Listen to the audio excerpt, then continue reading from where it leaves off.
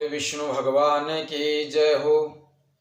आज हम सभी भक्तों को श्रीमद् भागवत के तीसरे स्कंद का 10वां अध्याय सुनाते हैं, जिसमें ब्रह्मा जी के द्वारा समस्त वनस्पतियों और पंच तत्वों की रचना बताई गई है। सभी भक्तों से प्रार्थना है, जिन्होंने अपना चैनल सब्सक्राइब किया हुआ है उनका बहुत बहुत धन्यवाद, और जिन्होंने नहीं किया है वो सब्सक्राइब करें और शेयर भी करें। कथा को बार बार सुनें। अपने पितरों की शांति के लिए ये कथा बहुत ही उत्तम बताई गई है। मैत्रेय जी बोले कि हे नारद जी, इस तरह वह आदि पुरुष ब्रह्मा जी को ध्यान में अपने दर्शन देकर के अंतर्ध्यान हो गया।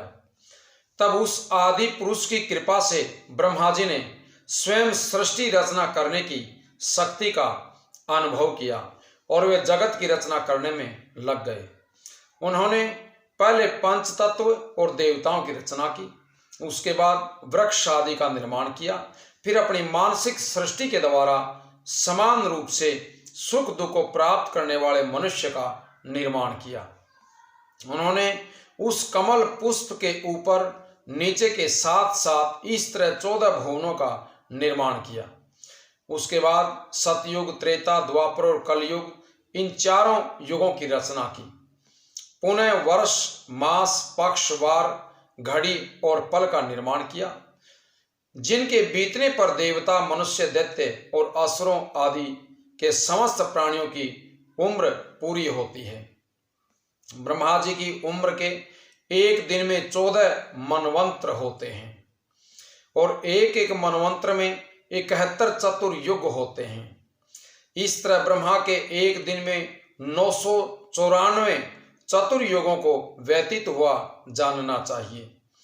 इसी दिन के प्रमाण से 30 दिन का एक महीना और 12 महीनों का एक वर्ष गिन करके ब्रह्मा जी की उम्र 100 वर्ष बताई गई है। ब्रह्मा जी की रात्रि भी दिन के बराबर होती है। ब्रह्मा जी दिन में प्राणियों की रचना करते हैं, उनकी रात होने पर जगत की प्रलय हो जाती है। उस समय सभी प्राणी नष्ट हो जाते हैं। रात्रि व्यतीत होने पर जब पुनः प्रातःकाल होता है, तब जिस प्राणी ने जैसा कर्म किया था उसी के अनुसार ब्रह्मा जी उनको अनेक योनियों में प्रकट करते रहते हैं।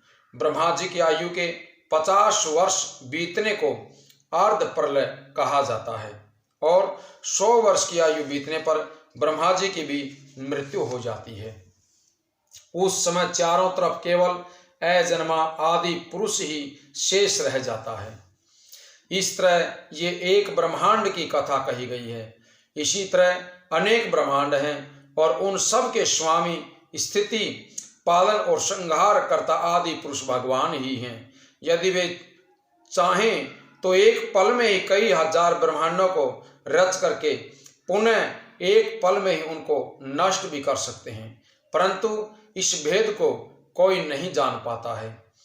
वे आदि पुरुष नारायण जी उस समय भी थे जब कोई भी नहीं था, और वे तब भी रहेंगे जब कोई नहीं रहेगा। इसलिए वे अजन्मा हैं। इस ब्रह्मांड में जो भी कुछ दिखाई देता है वह सब उन्हीं का रचा हुआ है। मनुष्य जो भी उत्तम, मध्यम एवं नीच कर्म करता है वह सब उन्हीं की माया है। इसलिए समस्त प्राणियों में उन्हीं आदि पुरुष भगवान का प्रकाश जानना चाहिए। बोले श्री कृष्ण भगवान की जय हो।